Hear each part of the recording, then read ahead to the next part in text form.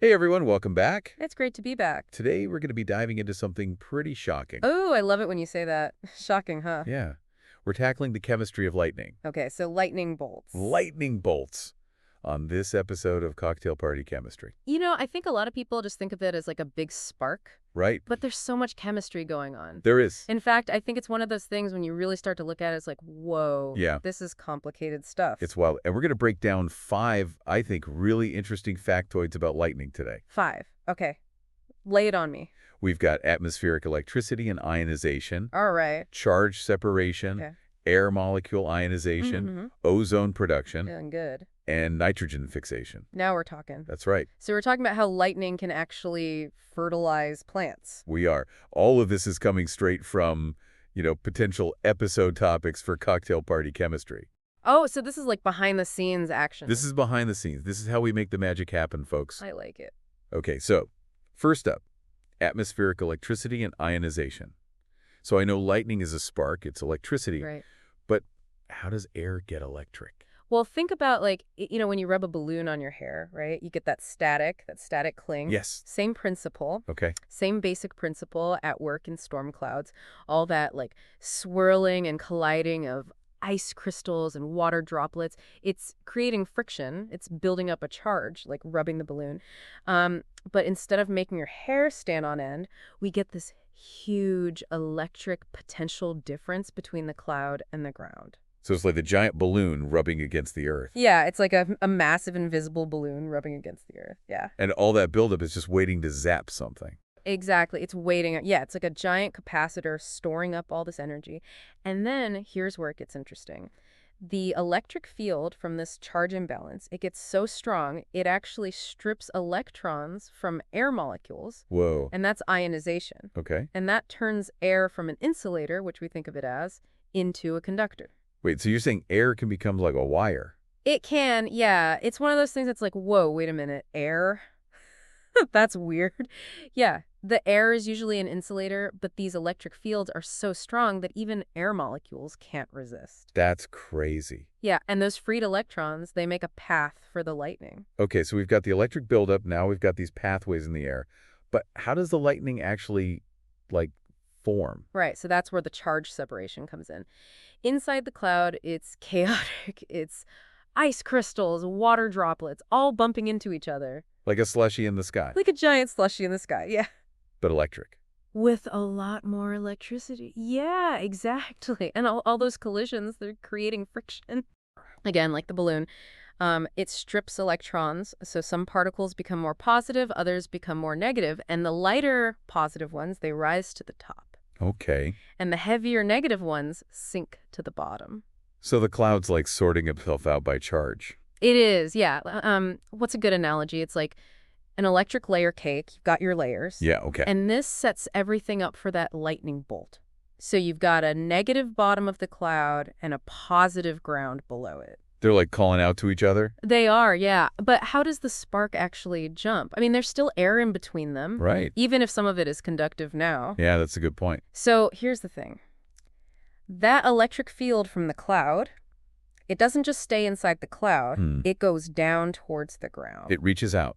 It does, like an invisible hand. So the field is mapping out a path for the lightning. It is, and as it goes down, it ionizes even more air molecules. So it's like paving the way for the lightning bolt. Exactly. But it's not a straight road. No? No, it zigs, it zags, and that's how you get those jagged shapes we see. It's amazing. So much is happening before we even see the flash. It is a lot of setup. Yeah. Now we have the conductive pathway. Okay. Time for the main event, All right, let's talk about that spark. the actual discharge. Okay, I'm ready. That's where things get explosive. Okay, I'm on the edge of my seat. All right, so remember how we were talking about the air becoming a conductor?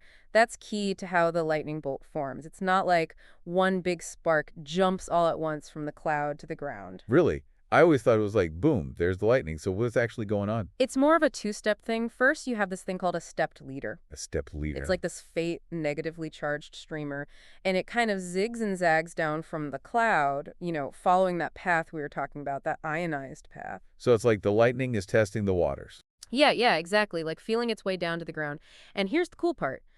As this stepped leader gets closer to the ground, it actually draws up positive charges from the ground below. Oh, okay, so it's a two-way street. It is. The lightning reaches down, and then the ground reaches up, and then when those two connect, bam, that's the main event, the returning stroke. Oh, okay, so the return stroke is the part we see. That's the bright flash. Yep, a huge surge of current going up from the ground back to the cloud. Super fast, super hot. That's why it's so bright and why it generates so much heat. Wow. That's a lot more complex than I ever imagined. It's wild, right? Like a perfectly choreographed dance, but with electricity. Yeah, so we get this release of energy, we see the flash, we hear the boom. But what about that smell? Yeah, you know that fresh, clean smell after a thunderstorm. Yeah, what causes that? Ozone. Ozone. Isn't that like way up high in the atmosphere, protecting us from the sun? It is. It does a really important job up in the stratosphere, blocking UV radiation. But it's created down here, too, during lightning strikes. So what happens is the lightning, with all its energy, it splits some of the oxygen molecules, the O2, in the air. Right, so now you just have like single oxygen atoms. Right, and those single atoms, they're very reactive. They don't like to be alone. I guess not. So they pair up? Yeah, but not with each other. They actually grab onto other oxygen molecules, the O2s, and that forms ozone, or O3. So the lightning creates ozone right here where we are. It does, and it's interesting, right, because we think of ozone as good up high, but down here, close to the ground, it can be a pollutant. Oh, why is that? Well, it's a very powerful oxidant. That means it can react with all sorts of stuff, in ways that can irritate our lungs, even damage plants. Oh, wow. So it's kind of like a double-edged sword. It is a perfect example of how, in chemistry, context really matters. But lightning's chemical impact doesn't stop there. It's also a major player in nitrogen fixation. Right, nitrogen fixation. That's important for plants, isn't it?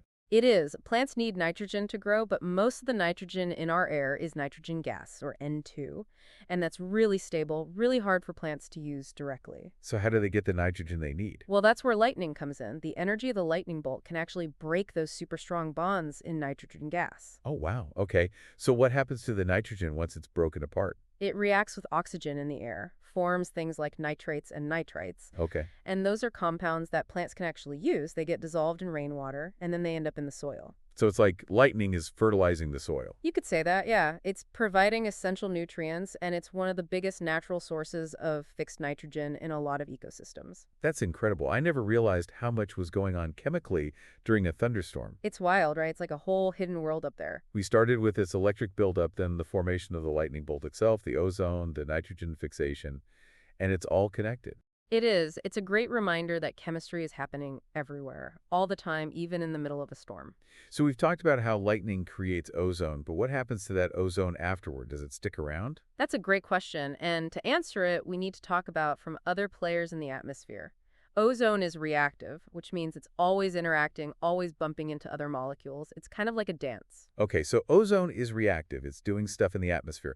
What kinds of reactions are we talking about? Well, one of its main dance partners is nitrogen oxides, or NOx. Nitrogen oxide. Yeah, they come from a bunch of different sources. Lightning creates them, but so do cars and industrial emissions. Okay, so ozone and nitrogen oxides are mixing it up in the atmosphere. What happens then? It gets complicated, but one thing they can do is form nitrogen dioxide. Nitrogen dioxide, does that do anything? Yeah, it's actually that reddish-brown gas you sometimes see in smog. It can make the air look kind of hazy, especially in cities. Okay, so that's why the air sometimes looks weird after a thunderstorm. Is that it then? Not quite. These reactions also help break down ozone. Hold on, I thought we were talking about how lightning creates ozone. It does, but it's a cycle. Creation and destruction. Remember, ozone is reactive. That means it reacts with things that break it down too. Oh, okay, like what? One example is hydroxyl radicals. They're like the cleanup crew of the atmosphere. Hydroxyl radicals, what are those? They're highly reactive molecules that form when sunlight breaks down water vapor, and other stuff in the air. Okay. And they're great at breaking down pollutants. So ozone is made by lightning, it reacts with nitrogen oxides, and then hydroxyl radicals break it down. It's like a never-ending chemical dance party up there. Exactly, and all these reactions affect each other. They're all connected, keeping the atmosphere in balance. Okay, but why should we care about any of this? What's the big deal with all these ozone reactions? Well, they affect air quality, like we were talking about with the nitrogen dioxide. When ozone and nitrogen oxides react, it can lead to smog, and smog is bad news for our lungs. Yeah, that makes sense. So this is all connected to pollution. It is. And it's not just pollution. It also affects our climate. These reactions influence how much greenhouse gas is in the atmosphere. Oh, wow. So it's a much bigger picture than I realized. It is. Everything's connected. And by studying these reactions, we can learn how the atmosphere works and how we're affecting it. So lightning isn't just a cool light show. Nope. It's chemistry in action. It is chemistry happening everywhere, even when we least expect it. Wow. This has been an incredible deep dive. I'm going to look at thunderstorms in a whole new way now. That's what we like to hear. Yeah, I'm definitely going to bring up some of this lightning trivia at my next party. Spread the word. I will. Thanks for joining us on this electrifying episode of Cocktail Party Chemistry. Cheers. Until next time, keep those sparks of curiosity flying.